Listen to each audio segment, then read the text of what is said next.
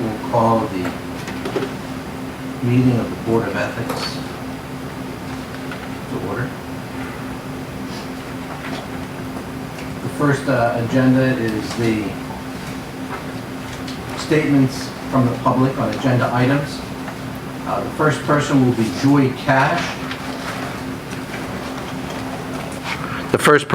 Joy Cash. Speaking on agenda petition number 201304. Joy? Morning. Good morning. Isn't there a time limit, may I ask? Yeah. There better be for me. And how long is that limit?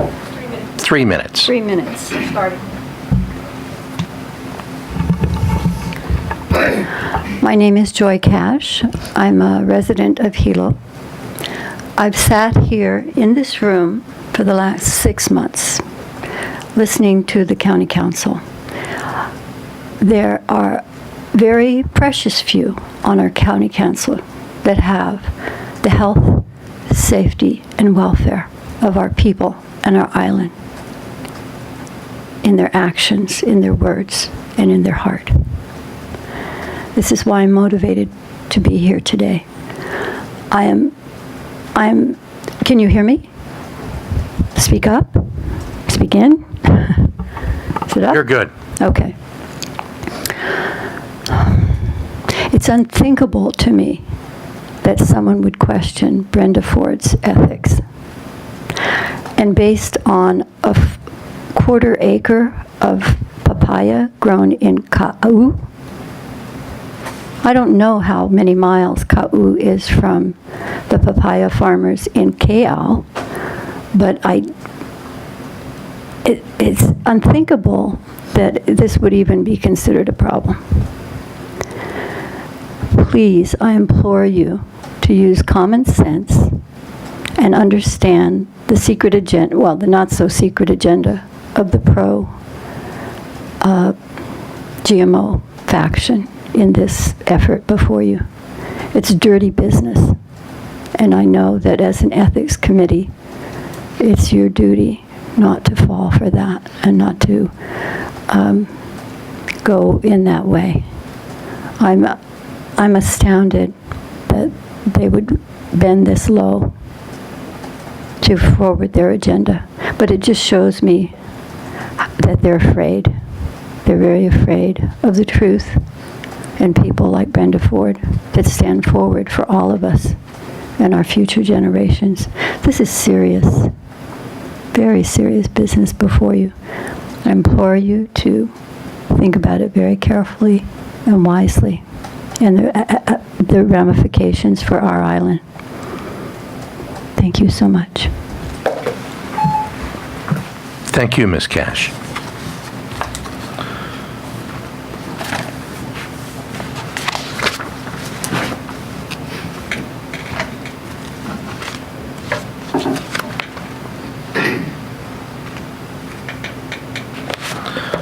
The next person that is registered to speak is Eric Weinert.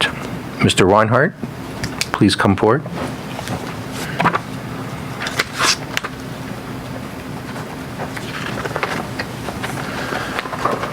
Good morning. My name is Eric Weinert. I'm the general manager of Calavo Growers. We are the largest exporter of GMO rainbow papaya from Hawaii Island to the U.S. mainland.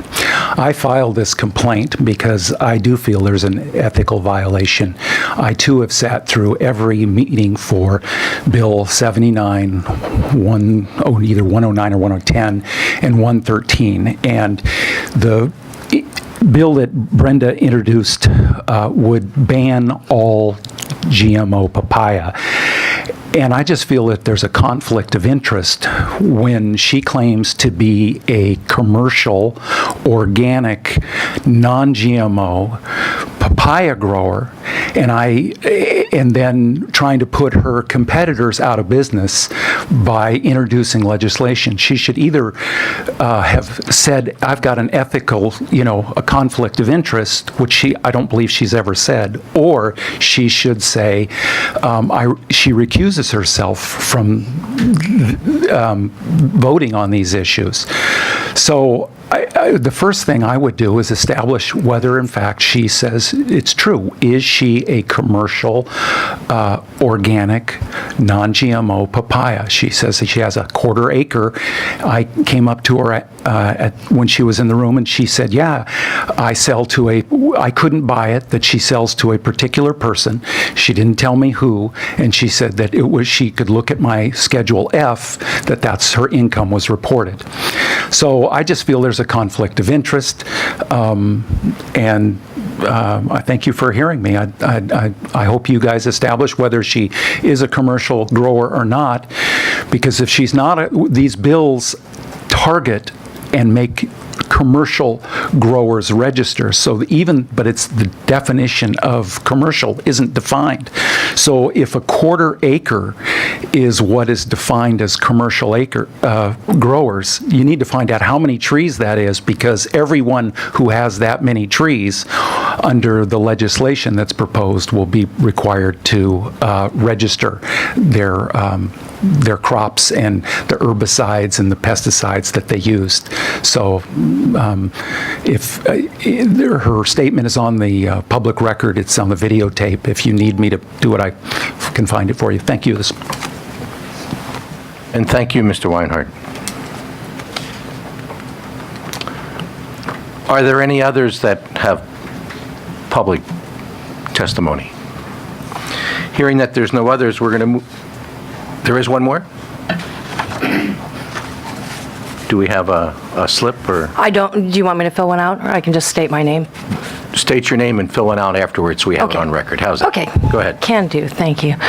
Good morning, everybody. I just wanted to sit down quick and say that I support Brenda Ford. I think of all the 9 council members we have, she's probably the most ethical one that we have. I would remind you, last year when you heard the complaint against absences for some other council members, that I think it was pointed out then that Brenda had the best attendance record of all the council members then, and she does now. So I support Brenda Ford. I don't think a quarter acre of papaya is going to make a big difference in her discussion and decision-making on this bill. The bill she introduced, in case you all didn't know, died in committee anyway, so it's not really an issue on the table. There is a pending bill on the table, Bill 113, written by Miss Willie. But I support Brenda Ford, and I think she's awesome, and I hope you do too. Aloha. Yes? Just for the record, your name? Oh, I'm sorry. I'm Carrie Marks, Kerrimarks, and I'll fill out the slip. Thank you, Ms. Mahalo. Marks. Having no other public testimony, I'd like to move on to the next order of business. That'll be the review and approval of the regular session minutes of September 11, 2013. Have the other board members had an opportunity to review them? Any moves to accept these minutes? So moved. It has been moved, seconded. All those in favor? Aye. The minutes of the September 11 meeting have been approved as circulated. Before going into new business, the chair would like to move to go into executive session for the purpose of consulting with legal counsel. Will anyone second that motion? Second. It's been moved and seconded. All those in favor? Aye. 3 people in favor, so we'll be going into executive session for a few minutes. We'll have to clear the room.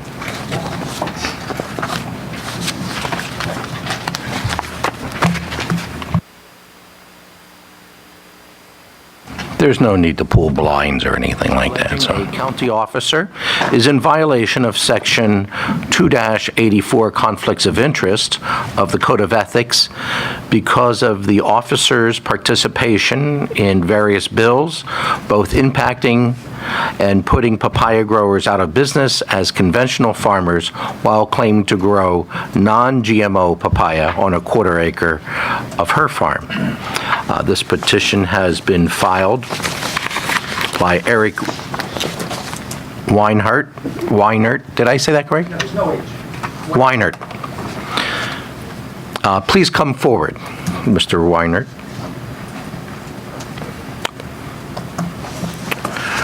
I'd like to give you a few minutes to discuss the specifics of your petition. Well, the specifics are that that bill that Ms. Ford put forward it's now in the Department of Environmental Management. It's still active. And it proposes that all GMO papaya growers, of which that's essentially that's the majority of what's being grown on the island, will be illegal to grow after 30 months. So it puts us completely out of business. And the fact is that, we try, there is some non-GMO out there, but in fact, I just planted 50 acres of it. And we surround it with GMO papaya so that the aphids that spread the virus clean their mouth parts by the time they get to the interior non-GMO. So it's the GMO that's actually allowing the non-GMO to exist, and it's our position that there wouldn't be any viable commercial papaya without the protection of the rainbow genetically engineered papaya. So what I'm saying is, when someone is claiming to be a commercial grower selling organic, non-GMO papaya, and she has a bill that says everybody that's not doing it my way is, I'm going to put out of business, I think that's a conflict of interest. If we go out of business, clearly the price of her papaya is going to rise. If it's supply and demand. When there's almost no papaya, her value will go up. It's a clear conflict of interest in our minds. Are there any questions from members of the board for Mr. Weinert? I do, actually. If I take a look at, you submitted this petition providing the section as 284 under the code, conflicts of interest. So if I take a look at that section, I just want to verify, is there any specific element in that section that you're aware of that you're specifically focusing on, or are you just saying the section in general that you're applying the petition to? I'm going to leave that up to you guys. They handed me, when I went into their office, they said you had to pick a code. Here's a 3-page. I briefly looked through it. The conflict of interest was clear to me. That's the number that I wrote down on the petition. If there's a more specific element, I would leave it to you folks to make that determination. Thank you. Any other questions from the board for Mr. Weinert? No. At this time, I'd like to thank you very much, and I'd like to ask if Ms. Ford could come up, and if you have any comments. The petition is clearly targeting you, and you may have a few comments. I have my attorney with me. And we may have some questions. Thank you. My name is Brenda Ford, and this is my attorney, Michael Matsukawa. First of all, I need to clarify misinformation I gave the council. At the time, first of all, I've never hidden the information that my husband and I grow commercially. That's been from my first campaign till now. That's been an open piece of information. But in the council meeting, when I was asked to estimate how much papaya acreage we had, I estimated 10,000 square feet.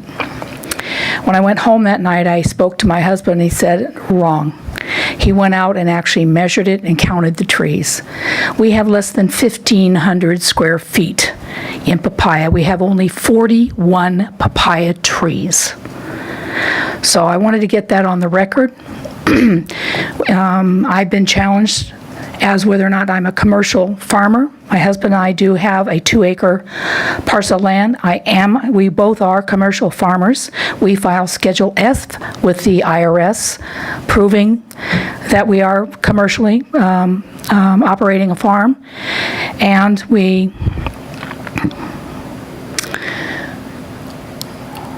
our farm is in Captain Cook, and that's in South Kona. And we have diversified agriculture. We are a non-certified organic farm. Thank you.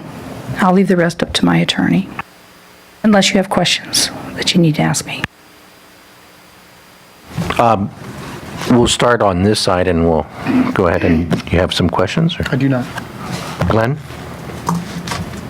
Ms. Ford, under Rule 11 of the County Council, did you file that information with the chairperson of you being a commercial farmer?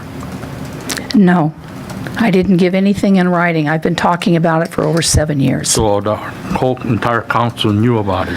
This council, the Yeah. previous council, the previous council, and the previous council, and during my very first campaign before I was ever elected, I talked about all of this. Okay. It's open information. Okay, thank you. No other question? I don't have any questions myself. May my attorney speak? Yes. Thank you.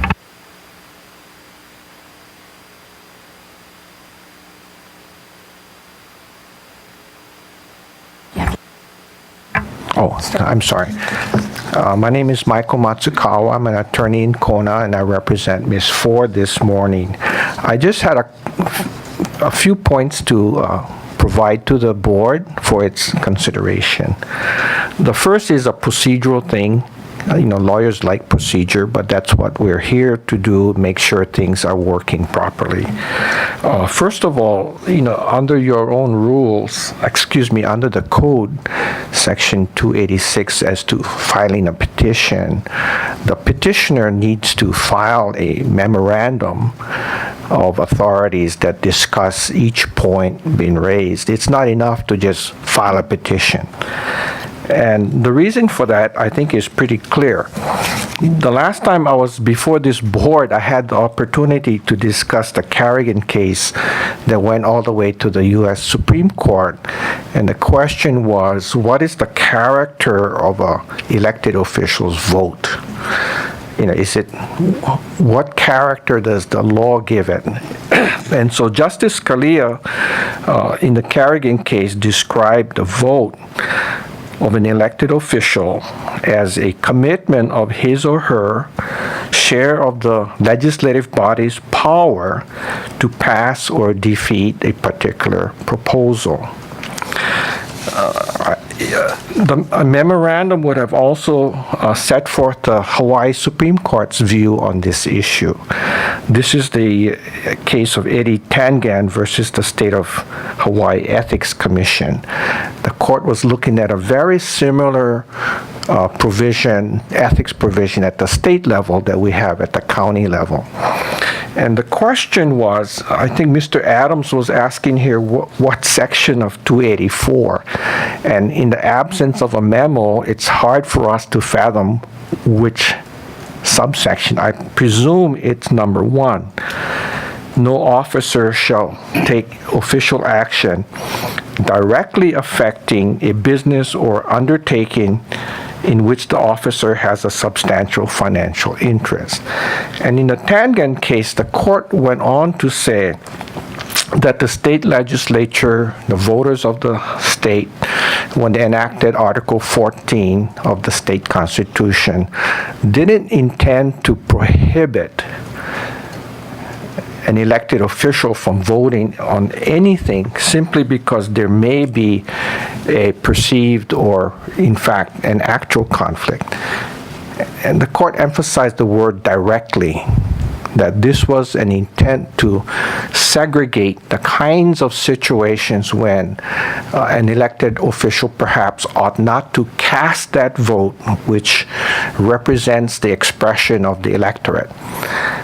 And so they advise caution that directly eliminates something that's remote, speculative, or indirect.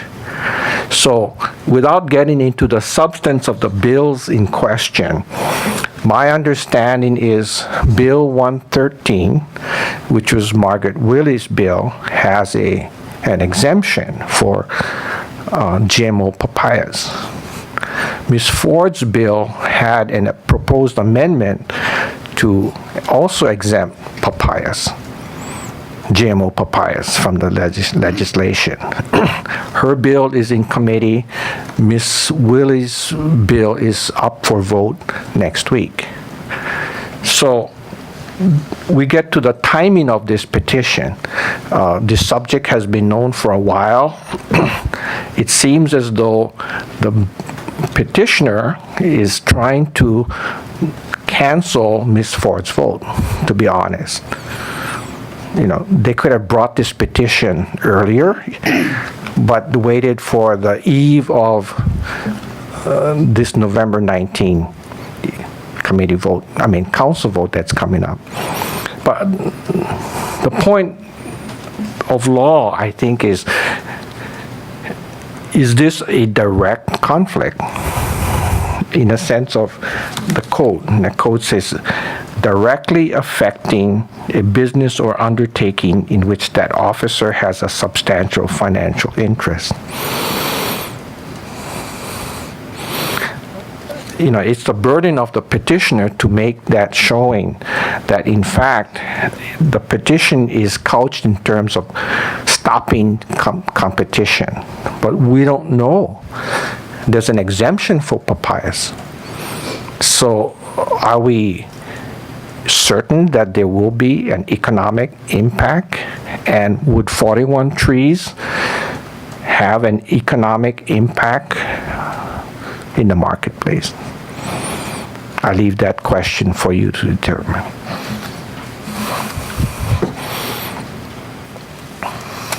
Thank you very much. Are there any questions for Ms. Ford's attorney by any person on the board here?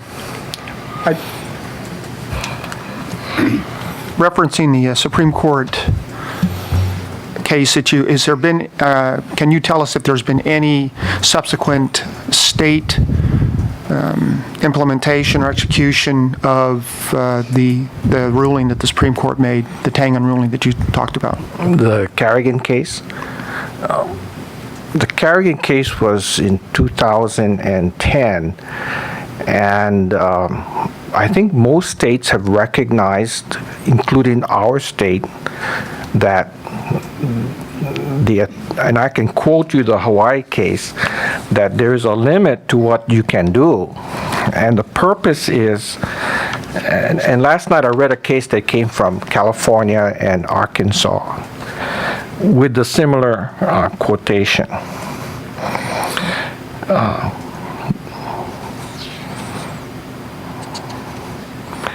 And this is directly from the legislative reports, at least for Hawaii. It is easy to become overzealous and to forget the impact which a broad restriction may have. It is not necessarily the conflict of competing interests which should be prohibited, but only unethical actions that arise out of those conflicts. And this is in reference to that state statute that has very similar language about directly affecting a business or financial undertaking. That quotation came from a legislative report to one of the Hawaii statutes? That's correct. And so you mentioned Supreme Court ruling? Oh, the Supreme Court ruling arose in Carrigan, which was to determine the nature of a vote. The question was, when someone votes, is that a statement of speech that was protected by the First Amendment. And so the U.S. Supreme Court said, no, that vote represents the expression of the electorate. And so to what degree could you regulate it? The court left it to each state to resolve. Thank you. Are there any other, oh, go May I ahead. have a moment to confer with my attorney? Just a moment. Yes. Right here.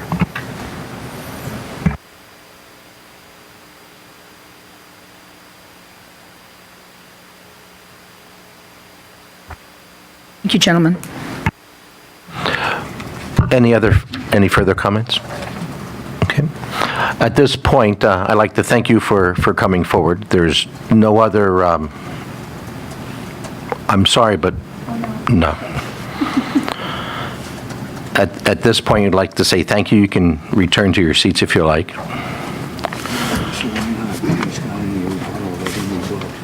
Okay. Mr. Weinert, do you have any further comments before the board goes into discussion here?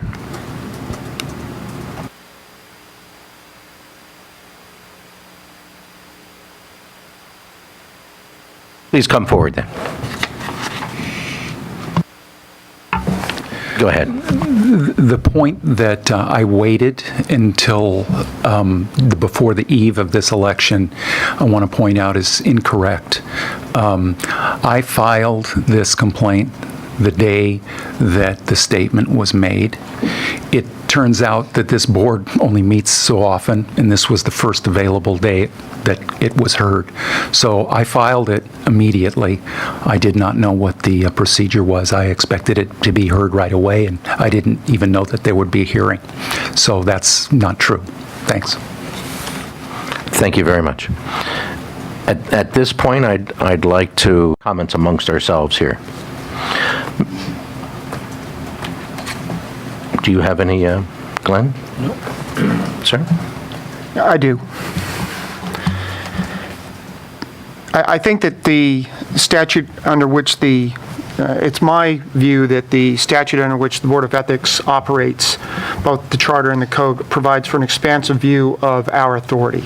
Of course, you still have to pay attention to what the specifics are within the code, but we have the ability to not necessarily be super narrow. We have the ability to consider things that would be expansive. Having said that, when we take a look at 284 in the element, it appears to me that the petition is looking at 84A1. No officer or employee shall take any official action directly affecting, one, a business or other undertaking in which that officer or employee has a substantial financial interest.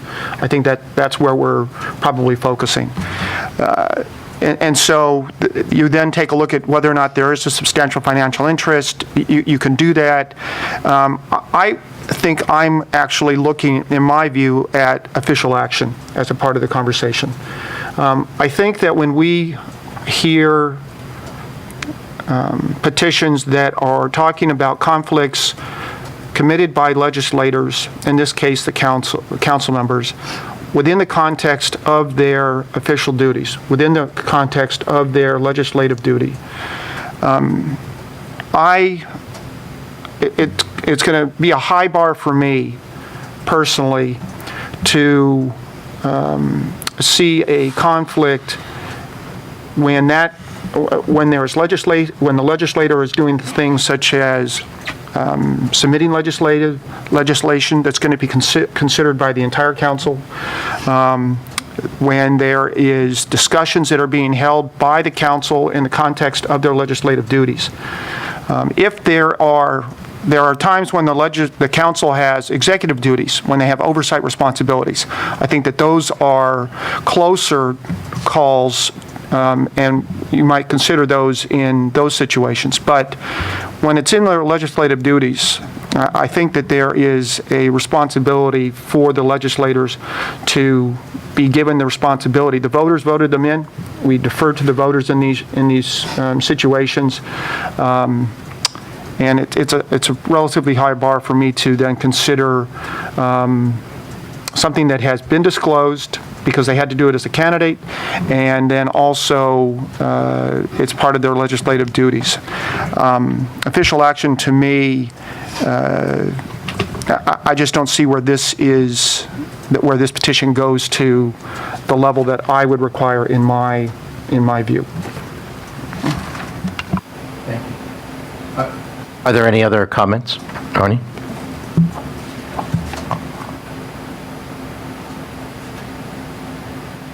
I think that, excuse me, in reading section 284A1, there's two hurdles to overcome before you can even consider it. One is the word directly, and the second word is substantial. I don't think this goes over either hurdle, so therefore, that's my opinion at this point. Thank you. Glenn, do you have any comments? No. Okay. At this point, the board has the following options. Number one, we can request more information. Number two, we can dismiss. Number three, we can ask for an informal hearing. Or number four, we can ask for a formal hearing. Did I get that right, Counsel? Yes, Mr. Chair. A nod's fine. With that in mind, from the members of the board, and with the comments that were made, do I have any motions to entertain here? I move that we dismiss the petition. 1 second. There has been a move and a second to dismiss this petition. Is there any further discussion on this petition? Okay. I'd just like to take a note that there was discussion on the reasons why various board members believe that the petition should be dismissed, and those were very well put forth. So with that in mind, I call for a vote. For all those in favor of dismissing the petition, say aye. Aye. Aye. That was 4 people voted aye. Petition number, make sure I get it right, 2013-04 has been dismissed. Thank you. Mr. Chair, so I will be drafting for the board's consideration an order, and so I'll provide that to you, and then we'll agendize this for next time for your review and approval. That'll just be for the actual approval of the dismissal, or the approval of the document itself. Correct, and then that will be provided to Ms. Ford and her counsel. Okay, so Okay. And also the petitioner. thank you. Do you have any questions?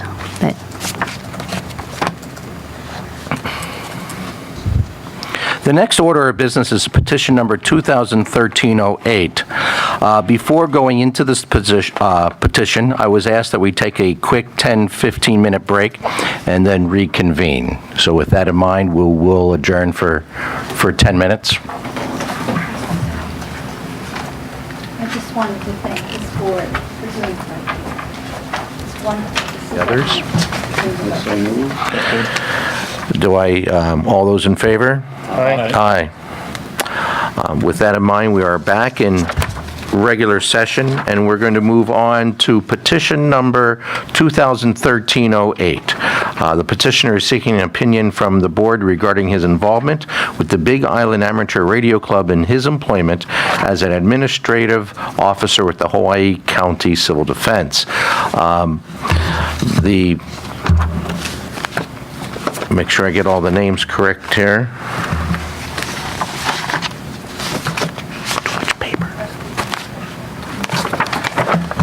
The petitioner has requested a closed session.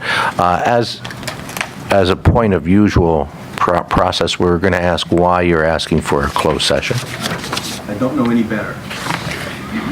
I don't know what Can you come forward and use the microphone? Yes, please.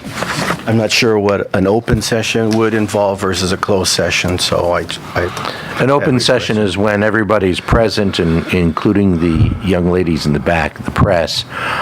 Closed session is when it's only us getting together. A closed session is requested when some piece of information will come out. It's something that you don't want other people to know about, and you'd rather be held confidential, so that's when you want a closed session.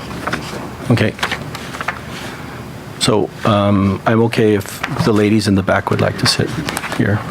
Then let us continue without closed session, an open session. Here we go.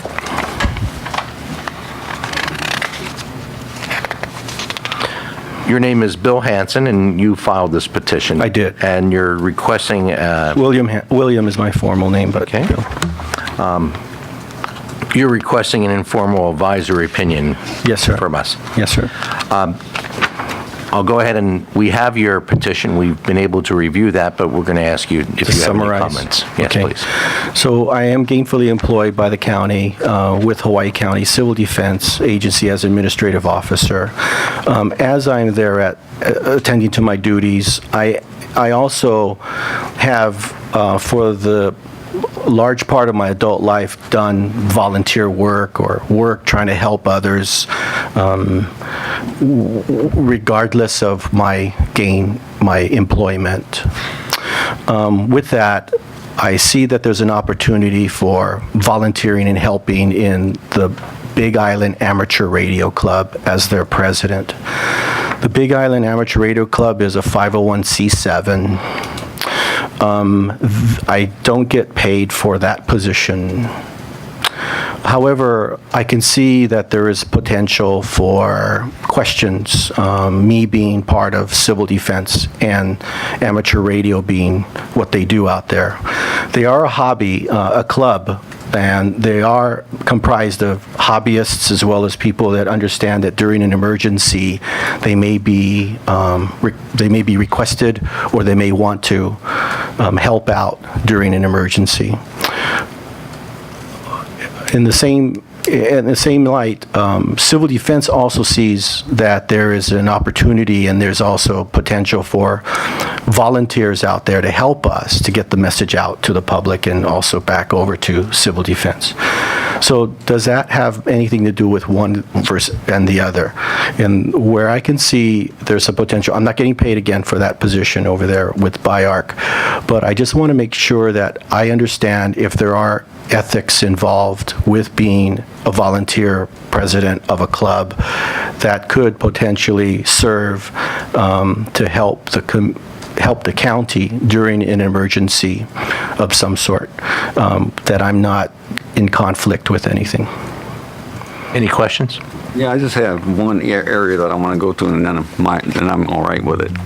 As an employee of the county, would you be ever involved with any funding with this group that you're with, Radio Club? Is there any funding going on there? They do have funds in their coffers. Does it come from the county? It doesn't come from the county. Okay, so so you're never involved with making the decision as to funding? Is that correct? There possibly could be. And that is if by chance, during the communication phase, we say that, yes, we would like to, the county would like to provide some equipment to BIARC to help support the emergency response of the county. Then there could be some Okay, if you came into that funding. position, could you take yourself out of that role and give it to someone else? Yes. Okay, would you keep that in mind then Yes. when you did it? Yes, I can keep that in mind, and also I can also put it. Okay, when it comes to whatever anything I- about funding or anything like that, if it goes on the radio club, if you just walked away from it and gave it to someone else, I think you'd be in pretty good shape. Okay. Okay. And just in addition to what Artie mentioned, I think that to be open with your superior, just so that they know exactly what's going on now, as well as if that situation ever arose in the future. To me, that keeps everything out in the open and no qualms, no violations. Because there are some possibilities that I would like to, as the president and as the club as a whole, seek opportunities where there might be funding for the club itself, whether it's through grants that are out there already for building community resiliency or whatever they may be. We may want to seek those. But I'm not so sure that they're going to be always coming through the county either. Yeah. That's what I'm saying. If it does come from the county, then I think you should get out of the way as to the decision whether it'll go down there. Okay. So that way keep you clear. And if it doesn't involve the county, then It doesn't matter. Doesn't because matter. you're not in conflict. Got you. I understand. Are there any other comments from? I wish I didn't, because I think it's terrific. It's my personal view that you're doing both of these things, or have the opportunity to do both of these things. But I think it goes beyond conflict of interest section. I think it also is in 283. Obviously, if you were going to be holding the position of president in this nonprofit organization, then you would need to get, to be in compliance, you would want to make sure that you had consent, because there's a possibility that the nonprofit might use public property or equipment. And so that would at least put that form of the section in, be appropriate for that. But there is Section B that's part of 283 that talks about using or attempting to use the officer's or employee's official position to secure or grant unwarranted privileges, exemptions, advantages, contracts, or treatment for oneself or others. And you know, that's kind of harsh language, but the fact is that when I look at nonprofit organizations, your ability to take yourself out of the funding chain when you're the president, and when your specific bylaws that you provided to us as a part of the packet specifically identified that the president can also serve as the treasurer, if that becomes a need, makes it difficult, frankly, for you or for that individual who holds that position to get out of the way. And so I would be a little bit more stringent in suggesting that when there is, for me, it would be necessary that the bylaws be changed in your organization that specifically relate to the positions and the connection of the individuals holding those positions with the county or, frankly, any government, when it looks like there is a chance that that organization may have the opportunity in the future for potential grants or other funding situations or other use of county material, particularly in a natural disaster type situation. So what we want to make sure is that what I want to make sure is that if you're going to hold this position in the nonprofit and at the same time maintain your position in the civil defense as an official in CDA, that the nonprofit paperwork, documents, are specific enough to create a firewall between your responsibilities and not just yours, but anybody's who might find themselves in a similar situation, responsibilities as a county or a government official, and then their responsibilities in that nonprofit realm. Is that clear what I'm saying there? I understand where you're going with that, yes. So, and frankly, until I could see that, I would be inclined to not support your taking on the position of any officer in the club. Member, not an issue. But an officer in a nonprofit, particularly one that's incorporated by the state, which I believe yours is, then that's an official organization that's been chartered by the state, and you have specific responsibilities as an officer under state law. And so, given that, I would find it difficult to support your holding those positions until your bylaws create that firewall for me. Are there any other comments? No. William, you've asked for an informal opinion, and you've gotten some informal opinions. Okay. Is everything okay now? Yes, so one more thing I'll do is also, just for the record, during work hours, that I will not be engaged with the duties of the president during work hours as well. Yes? I don't want to. No, with that being said, I think that we're finished with this matter. There's no need for a move or anything. We've given an informal opinion. There's no need for anything in writing, I believe, at this point. Or is there? Usually the board issues a written decision regarding, I don't even know what your decision is actually, because well, there is no decision, because what William has asked for is an informal opinion. And so through our discussion, we provided William with an informal opinion, and the minutes will delineate what was said. So the board's informal opinion is that he may serve as an officer in the radio club at the same time he serves as a civil defense administration? With the caveats that if there is a conflict of funding or use of equipment, he should be removing himself, and then of the opinion that they should take a close look at their bylaws, this is the club itself, so that there will be no conflicts. A bit of a firewall is built in there. Am I correct with the opinions of people here? And of course, discuss this with your superiors so that everybody's fully aware of this. Okay. That summed up all the things that were said. Okay. Is it necessary to write something? Yeah, I think what he's saying in general and trying to encapsulate everything we're saying is it's all right to be there, but be very careful when you're talking about funding or equipment, about your two roads. Don't let them clash. Don't let them be on top of each other.